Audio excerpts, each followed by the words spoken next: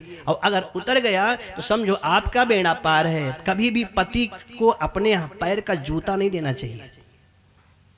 और मैंने देखा है कि रास्ते जाते से चप्पल कहीं टूट गया तो कहेंगे इसको झोला में रख लो, और टूटा चप्पल पति झोला में रख करके कंधे पे रख लिया, जय हो। बाजार में जाएगी सामान खरीदने के लिए, सब सामान लेगी, झोला में पति रखेगा। इसके बाद जब हिसाब करना होगा काउंटर पे तो चिक चिक करेगी जाकर के, स्वयं पर्स खोल करके कितना हुआ वो करेगी। वो पैसा नहीं दे सकता क्या? तुम्हें दिखाना है कि नहीं मैं मालकिन घर की हूं। ये धर्म पत्नी का काम नहीं, मैं धर्म पत्नियों को सीख दे रहा हूं, वाइफ को नहीं दे रहा हूं। वाइफ शब्द ही गलत है, वाइफ इज नाइफ, जो चाट जाए पति की लाइफ। बड़ा प्यारा सा शब्द है मिसेज, ये मेरी मिसेज है। थोड़ा मिस को अलग करो, मिसेज को अलग करो, मिस एज। आगे बताना है इसका अर्थ क्या हुआ। एज माने आयु, मिस माने। तो मेरे भाई धर्म पत्नी कहने में संकोच क्यों? अगर आप धर्म पत्नी कहते हो तो आपको पति देवता कहती है। मेरे पति देवता है। ये संस्कार से हम बिछड़ गए, इसीलिए आज घर घर में बुराई आई है कि पत्नी पति को भी पीट देती है, कहती है तुमसे कम थोड़ी कमाते हैं। तो आइए अपने कथा के प्रसंग पर। देवहूति से कहा तुम भी बैठो, ये परीक्षण है। पति के द्वारा बिछाए आसन पर पत्नी को नहीं बैठना चाहिए, देवहूति जानती है।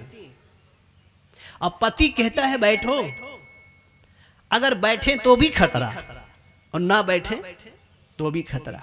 बैठ गई तो पति का आसन बिछा है, दोष लगा, और नहीं बैठती हैं तो पति कहता है बैठो, पति के आदेश का पालन नहीं हुआ तो भी खतरा।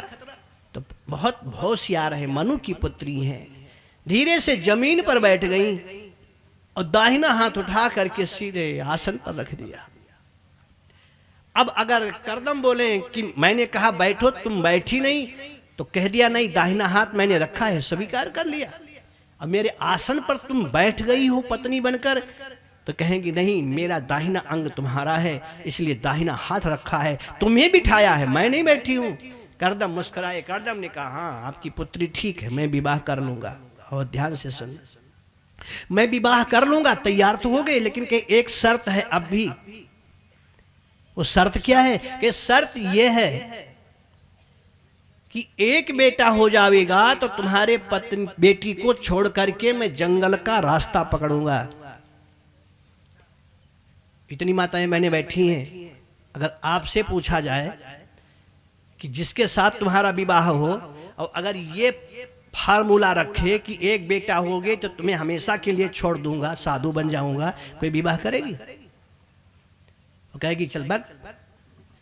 शादी और विवाह में जो हमारे विद्वान हैं वो जानते होंगे, जब संकल्प कन्यादान के लिए किया जाता है तो उस प्रसंग में संतत्या का प्रयोग होता है। संतत्या एक वचन है, बहुवचन नहीं है। एक ही बेटा काफी है। 100 सियार पैदा करने से अच्छा है एक सिंह हो, वही काफी है। करदम ने कहा एक बेटा होवे तो मैं छोड़ दूंगा, कहे मैं तैयार हूं। विवाह हो गया, मन शत्रुपा चले गए और 1000 वर्ष बीत गए। राजमहलों में पलने वाली वो राजकुमारी चटाई पे सोना प्रारंभ कर दिया। 1000 वर्ष बहुत होते हैं। परिणाम क्या हुआ? बिल्कुल दादी जैसी हो गई, बाल सफेद हो गए। एक दिन अंधेरे में थोड़ा दीपक जलाने में विलंब हुआ जंगल में, इसलिए जला करके दीपक देवहूति जब लेकर के गई तो करदम ने देखा भूल, इतने भजनानंदी थे भूल गई ये कौन है। पूछे देवी तुम कौन हो? 1000 वर्ष तक सेवा करने वाली पत्नी से करदम कहते हैं देवी तुम कौन हो? अब बोलो पत्नी के दिल पे क्या गुजरा होगा? या तो पति एक नंबर का भोंदू हो, पत्नी पढ़ा करके आ रही थी, पति सब्जी ले रहा था सब्जी मंडी में, संयुक्त दोनों टकरा गए आमने सामने। और जैसे पति ने पत्नी को देखा तैसे कहा बहन जी मैंने कहीं तुम्हें देखा है।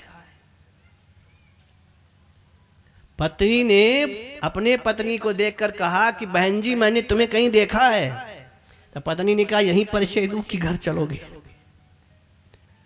या तो इतनी उल्टी खो पड़ी हो, बुद्धू किस्म का हो। लेकिन करदम जैसा महात्मा कहता है देवी तुम कौन हो? देवहूति ने कहा महाराज आप अपने अतीत में झांको, कभी आपने विवाह किया था? करदम ने कहा हाँ कि वही मैं आपकी अर्धांगिनी हूँ, आपकी पत्नी हूँ। बहुत अफसोस हुआ, माला रख दिए, कहा हाय रे मैंने उसको पाने के लिए जीवन दांव पे लगा दिया, लेकिन एक पत्नी के लिए पति का क्या कर्तव्य होता है मैंने कभी झांका तक नहीं। धीरे से कहा देवी जाओ सरस्वती नदी में स्नान करो। सरस्वती नदी में स्नान करके जब देवहूति निकली तो जहाँ 1000 साल की दादी थी वहीं पर 20 वर्ष की नवयौवना कन्या के रूप में बाहर आई। करदम ने स्नान करी, करदम भी नवयुवक राजकुमार के रूप में दिखलाई पड़े। एक अपने तपस्या के बल पर दिव्य विमान बनाया जो 2.5 किलोमीटर लंबा विमान। इस विमान में अट्टालिकाएं हैं, स्विमिंग पूल है, हजारों पेड़ हैं, सब कुछ भरा पड़ा है, ऐशो आराम के सारे सामान हैं। सैकड़ों दासियां सरस्वती ने दी हैं देवहूति माता को। ये लेकर के सब विमान में बैठे और विमान को तपस्या के बल से उड़ाया। ना पेट्रोल, ना डीजल, ना पानी। कितने दिन तक उड़ता रहा आकाश में, संख्या तो नहीं लिखा व्यास जी ने, लेकिन इतना लिख दिया कि विमान में ऐशो आराम से जीवन गुजारते गुजारते करदम ऋषि के माध्यम से देवहूति माता को 9 कन्याओं ने जन्म लिया। तो एक कन्या के बीच में 3 साल का भी डिफरेंस आप रखो, गैप रखो, तब भी 30 साल हो गया। और 30 साल तक आकाश में ही विचरण करते रहे। एक दिन जब लाइन से देखा 54, 58, दशाना 12 तो बोले कि हमारी लंगोटी कहाँ है? देवहूति ने कहा क्यों? कहे ना अब मन नहीं लगता, कमंडल लाओ, लंगोटी लाओ, अब तो मैं साधु बनूंगा, जाऊंगा। तो देवहूति ने कहा महाराज आप वचन चूक रहे हो, आपने कहा था एक बेटा, और ये बेटियां तो पराई हैं, ये मेरी थोड़ी हैं, आपने बेटा दिया कहाँ? तो करदम ने कहा तो एक काम करते हैं, क्या कहे कि अभी विमान से नीचे उतरो। क्यों? कहे मनहूस विमान है, इस विमान में कन्याएं ही होती हैं। ये दकियानूसी आज भी स्त्रियों में है। अगर 3 लड़कियां लगातार बहू की हो गई तो चौथे में सासू कहेगी मायके भेज दो। क्यों? कहे एक मनहूस इसके लिए घर है, यहाँ लड़कियां ही होती हैं, हो सकता है मायके में जाए तो लड़का हो जाए। लेकिन उस बुद्धू को कौन समझावे, जो होना था वो तो पहले ही हो चुका है। 3रे महीने में ही अंग प्रत्यंग निकल आते हैं और 6ठे 7वें महीने में मायके भेजोगी कि वहां लड़का होवेगा, तो होगा क्या? परीक्षा दे करके बच्चे भी खुश हो जाते हैं। जिस दिन परीक्षा फल निकलना होता है उस दिन हनुमान जी के मंदिर में जरूर जाते हैं। हे हनुमान जी महाराज अगर अच्छे नंबर से हमें पास करा दो तो जरूर 11 रुपए का लड्डू। अब उनको बेवकूफ को कौन समझावे कि जो होना था वो तो हो चुका है, निकल चुका तुम्हारा हिसाब किताब, सब लड्डू तो फोकट का हनुमान जी खाएंगे। पास हो तो खिला देना, फेल हो तो कोई बात ही नहीं है। जो होना था वो पहले ही हो चुका है। करदम ने कहा नीचे चलो। नीचे आए, आंगन में प्रवेश करी, आश्रम में निवास प्रारंभ किया। एक बात बताऊं, जिसके घर में 9 कन्याएं हों उसके घर में संत नहीं आता, साक्षात भगवंत ही आता है। ये 9 कन्याएं हैं कौन? ये 9 कन्याएं ही तो 9धा भक्ति हैं। प्रथम भगति संतन कर संगा, और जिनमें 9 भक्तियां जिनके घर पुत्री बनकर के आवे तो 10वें में तो परमात्मा को पुत्र बनकर के आना ही पड़ेगा। और ये कहा जाए कि जिसके घर में ज्यादा संतान होते हैं तो अंतिम वाला संतान बहुत बुद्धिमान होता है। महात्मा गांधी अपने माता पिता के 8वें या 9वें संतान थे। लालू यादव के यहाँ, लालू यादव भी शायद, बहुत ऐसे हैं। तो ये दिव्यता है महाराज। 9 कन्याओं को लेकर के आए, आंगन में आश्रम में निवास किया। और वह दिन आया, माँ बैठी हैं, पिता बैठे हैं, और ठीक उन्हीं के सामने नन्हे से रूप में मेरे प्रभु प्रकट हो गए पुत्र बनकर। बोलिए कपिल भगवान की। पेट से पैदा होना होता तो शायद दिक्कत भी होती, पेट से पैदा होना होता तो शायद दिक्कत भी होती। क्योंकि प्रकट होना है तो कोई लफड़ा ही नहीं है, जब चाहो तब प्रकट हो जाओ। इसीलिए जितने भगवान आए हैं सब 12 बजे दिन में ही आए हैं, या 12 बजे रात का चुनाव किया है। 8, 9, 10 नहीं। राधा रानी का जन्म 12 बजे, गोविंद का जन्म 12 बजे, राम जी का जन्म 12 बजे, सीता माता का जन्म 12 बजे, दाऊ भैया का जन्म 12 बजे, और कपिल भगवान का जन्म 12 बजे, और आगे वामन भगवान जन्म लेते हैं वो भी ठीक 12 बजे। 12 के पीछे कुछ राज जरूर है, क्या है कभी बाद में चिंतन करेंगे इस पर। लेकिन आज प्रकट हुए हो, जैसे प्रकट हुए तैसे कर्दम ने कहा देवी अब लाओ कमंडल, अब तो मैं पक्का, मेरा वादा पूरा हो गया, कमंडल लाओ अब मैं चलूं। देवहूति माता ने कहा सुनो, बच्चा हुआ ये तो ठीक है और तुम जाओ ये भी ठीक है, लेकिन जो 9 महारानी बैठी हैं इनका क्या होगा? इनको भी तो कम से कम रफा दफा करके जाओ। तो कर्दम ने कहा अभी मैं कर देता हूं। इसलिए 9 संतों को बुलाया, मनीषियों को बुलाया और एक एक ऋषियों को एक एक कन्या दान कर दिया। कर्दम ने कहा तुम इस बेटे में अपने भक्ति और शक्ति का आजमाइश करो और मैं अब निरंजन निराकार को लेकर के जंगल में जा रहा हूं। कर्दम गए और इधर 5 वर्ष कैसे बीता पता नहीं लगा। आज चौकी पर कपिल भगवान बैठे हैं, देवहूति माँ नीचे बैठी हैं, धीरे से हाथ में जल उठाया है लोटे कटोरे में, और आज कपिल भगवान का जब चरण धोने लगी आंखों से आंसू गिर रहे हैं। तो कपिल ने कहा मैया ये क्या है? देवहूति ने कहा कि अब तू मेरे को मां मत बोल, मैं तुम्हारी दासी हूं, तू मेरा परमात्मा है। भगवान ने कहा जब तुम परमात्मा कह ही दिए हो तो चलो मैं परमात्मा बन गया, अब जो पूछना है तो पूछ ले। तो कहा पूछने को तो बहुत कुछ है लेकिन 3 चीज बतलाओ। भगवान ने कहा क्या 3 चीज? 3 में पहला प्रश्न किया कि इंद्रियों को बस में कैसे किया जाए। इंद्रियों को बस में कैसे किया जाए, पहला प्रश्न। बंधन किसका होता है, मुक्ति किसकी होती है। और तीसरा प्रश्न किया है कि मन का भटकाव खत्म कैसे हो। इन 3 का उत्तर दे तो समाधान हो जाएगा। भगवान ने कहा मैया इंद्रियों को बस में करने का एक ही तरीका है, क्या कि जितम सर्वम जिते रसः। जिसने रस को जीत लिया माने जिह्वा को जीत लिया उसने सब कुछ जीत लिया। इंद्रियों को बस में अगर करना है तो जो इंद्रियां मांगे इनको कभी मत देना। आपके पास 2 बुद्धि, ये सद और असद, मैंने कहा भी है। अगर आपको लगता है कि ये जो मांग रही है इंद्री ये हमें नीचे गर्त में ले जाएगी तो कभी मत देना। विवेक, दोनों इंद्रियों के बीच में, सद असद के बीच में विवेक स्थिर है। उस विवेक के माध्यम से निर्णय कर लेना, देना या नहीं देना है, बिल्कुल छोड़ देना। मुक्ति किसकी, बंधन किसका? जिनमें 3 चीज बतलाया, मन, शरीर और आत्मा। इन तीनों का बंधन किसका होता है, मुक्ति किसकी होती है? तो मुस्कुरा करके कपिल भगवान ने कहा कि मैया तू सोचती है कि ये शरीर की मुक्ति होती है, तो शरीर की 3 गति होती है। अगर आग के हवाले कर दिया गया तो 1-2 किलो भस्म बन जाता है। अगर जमीन में दफना दिया गया तो कीड़े मकोड़े नीचे के सब शरीर के हड्डी मांस को खा जाएंगी, दूसरी गति हो गई। तीसरे में अगर रोड पर छोड़ दिया गया तो चील कौवे गिद्ध नोच करके खा लेंगे, ये शरीर की 3 गति होती है। दूसरे में है आत्मा। तो तू ये भूल मत करना, चूंकि आत्मा अजर है, अमर है, अविनाशी है। नैनम छिंदन्ति शस्त्राणि नैनम दहति पावकः ना चैनम क्लेदयन्त्यापो न शोषयति मारुतः। ये कुछ होता नहीं, निश्चिंत रहना इससे। अब बचा मन। तो मन ही एक ऐसा चीज है कि मन ही मिलावे राम ते मन ही करत फजीत। मन के कहे न चालिए मन की उल्टी रीत। ये मन को मुट्ठी में कर लिया जाए।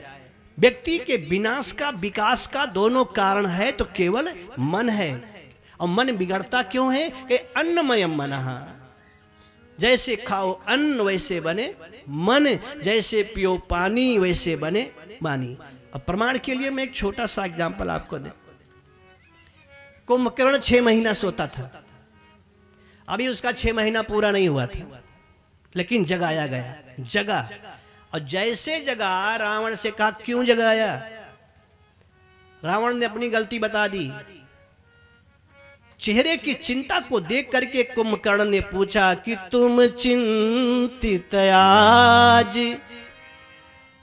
दशानन क्यों? तो रावण ने कहा कि हर ली हमने मिथिलेश दुलारी। कुंभकर्ण ने कहा कि उपभोग किया उसका कि नहीं। तो रावण कहता है कि लखती न कभी वो होठ हमारी। कुंभकर्ण कहता है लखती किसको है कि केवल राघव को।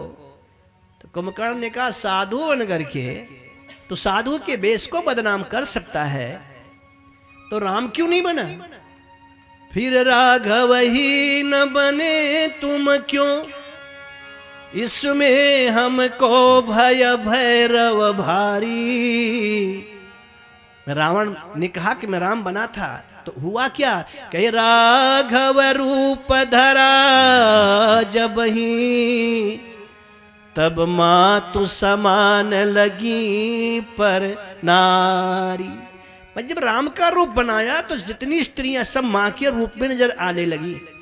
एक भक्त ने इसलिए 2 लाइन लिखा है कि यह सोच के भैया मैं जब जब श्री राम का रूप बनाता था। यह सोच के भैया मैं जब जब श्री राम का रूप बनाता था। यह सोच के भैया मैं जब जब श्री राम का रूप बनाता था। यह सोच के भैया मैं जब जब श्री राम का रूप बनाता था। क्या कहूँ कि उस क्षण सीता को माता के रूप में पाता था।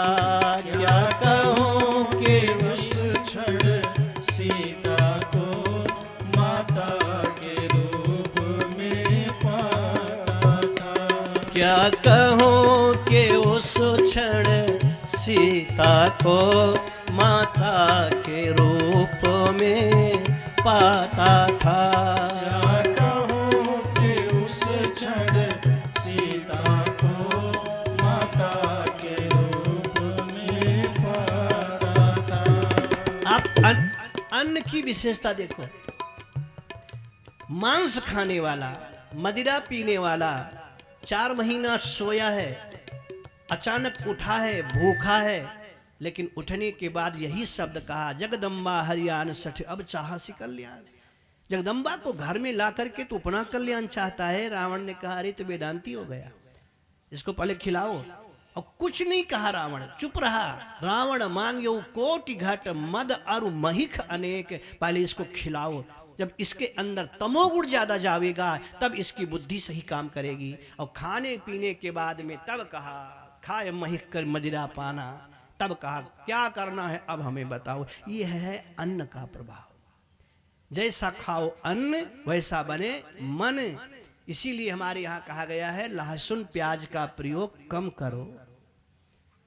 आयुर्वेद तो कहता है नहीं खूब करो, लेकिन अगर 2 नंबर का काम करना है तो खूब करो। माला लेके राम राम करना है तो थोड़ा हिसाब किताब से करना है। अन्नमय मनः, जैसा खाओ अन्न वैसा बने मन, जैसे पियो पानी वैसे बने वाणी। माँ को समझाया है। देवहूति माता ने प्रणाम करी है और माँ को लेकर के जगन्नाथ जी की तरफ गए हैं। और जगन्नाथ भगवान में साक्षात कपिल भगवान प्रवेश किए हैं। दरवाजे पर बैठ गई। माँ से कहा तुम भी चलो। माँ ने कहा ना, भगवान के बगल में भगवान जाकर के बैठ सकता है, लेकिन मैं तो पुजारन हूँ, इसलिए मेरा जहां तक हक है वहीं तक आ सकती हूँ। तुम्हारा हक कहां तक है? तो माँ ने कहा कि तेरे चौखट तक आना मेरा काम था, मेरी बिगड़ी बनाना तेरा काम है। तेरे चौखट तक आना मेरा काम था, मेरी बिगड़ी बनाना तेरा काम है। जिसको दुनिया में कोई न अपना कहे, जिसको दुनिया में कोई न अपना कहे, उसको गले से लगाना तेरा काम है। उसको गले से लगाना तेरा काम है। उसकी बिगड़ी बनाना तेरा काम है।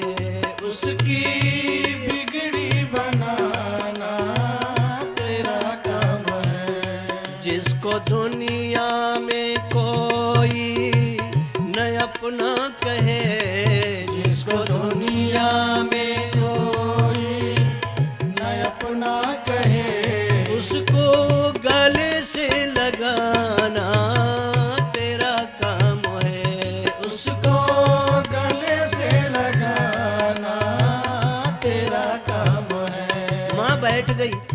अगर मेरी शक्ति मेरी भक्ति पवित्र है तो जगन्नाथ भगवान से कहना वो स्वयं लेने के लिए मुझे आवे। कपिल से जगन्नाथ भगवान ने पूछा क्या हुआ, माँ नहीं आई? तो कपिल भगवान ने कहा कि माँ ने कहा है मैं पुजारन हूं, मेरी औकात केवल चौखट तक है। अगर वो चल करके आवे स्वीकार करे तो मैं जा सकती हूँ। एक ऐसी धारा आई है साथ में जगन्नाथ भगवान के माध्यम से, और उसी धारा में उठाया है माँ को गोदी में और हमेशा के लिए अपने शरीर में समाहित कर लिया है जगन्नाथ भगवान ने। इसीलिए दो गया है। एक गया की जानकारी हमें आपको ज़्यादा है, दूसरे गया की जानकारी कम है। एक गया में जहाँ पिंड दान करने हम जाते हैं तो गया सब जानते हैं, लेकिन एक है मातृ गया। ये देवहूति माता ने जहाँ शरीर को छोड़ा है उस जगह का नाम है मातृ गया। अगर सभी पितरों का पिंडदान यहाँ करते हो ठीक है, लेकिन माँ की संतुष्टि के लिए मातृ गया में जाकर के जरूर पिंडदान करना चाहिए। क्यों कहे, पिता के लिए तो 9-10 पिंडा ही काफी होते हैं, लेकिन जो कर्मकांडी हैं जानते होंगे जब माता के नाम से पिंडा दिया जाता है तो 16 पिंडा दिया जाता है। क्यों कहीं 9 महीना जो माँ पेट में रखती है बच्चे को, एक एक महीना, उसके नाम से भी पिंडा दिया जाता है। और अंत में कह दिया जाता है कि माँ इस पिंडदान से भी मैं मुक्त नहीं हो सकता, तुमने मेरे पे बहुत कृपा करी, मुझे दुनिया दिखाया, मुझे दुनिया के सामने ला करके प्रकट किया है। तो ये माँ के चरणों में वंदन किया है। कथा चल ही रही थी तो धीरे से परीक्षित जी ने कहा महाराज जिस खानदान में साक्षात नारायण भगवान ने प्रकट जन्म लिया है उस कुल में 2 पुत्र हुए, उत्तानपाद प्रियव्रत बोले हाँ कि तो मुझे उत्तानपाद के विषय में कुछ बतलाओ। नाम बड़ा प्यारा है उत्तानपाद। उत्तानपाद का अर्थ है उत्तुंगम सुर निम्न गावलयितम, माने उत्तुंगम माने ऊपर की तरफ, पाद माने पैर। जिसका पैर ऊपर की तरफ हो सर नीचे को हो उसका नाम है उत्तानपाद। इसका मतलब संकेत में तो उत्तानपाद की चर्चा हम कर रहे हैं, लेकिन जितने लोग बैठे हैं 99 नहीं 99.5% हम सब उत्तानपाद ही हैं। हाँ अपवाद स्वरूप एक आध को छोड़ देते हैं, चूंकि लोग कहते हैं ये उल्टा पैदा हुआ है। हमारे यहाँ सब कुछ चलता है, सारी नदियाँ पश्चिम से पूरब को आती हैं, दक्षिण से उत्तर को आती हैं, लेकिन नर्मदा जी की बड़ी कृपा है वो उल्टे काम करती है। सब जगह का झंडा मंदिर के ऊपर का पवन के इशारे पे लहराता है। अगर पछुआ चल रहा है तो झंडे का जो रुख होगा पूरब की तरफ होगा। लेकिन जगन्नाथ भगवान के मंदिर की सबसे बड़ी विशेषता है कि अगर पछुआ चलता है तो झंडे का मुख उल्टा होगा, अगर पूर्वा चलने लगे तो इधर हो जाएगा। इसलिए हर वैज्ञानिक भी परेशान है कि कौन सा ऐसा व्यूह यहाँ पर है कि प्रकृति के प्रतिकूल ये झंडा लहरात रहा है, लहराने की इसकी गति है। तो होता है, चलता रहता है। तो वहीं पर आप आइए, उत्तानपाद माने पैर ऊपर हो और सर नीचे जिसका हो। हम सब उत्तानपाद हैं। और उत्तानपाद की 2 पत्नियां हैं।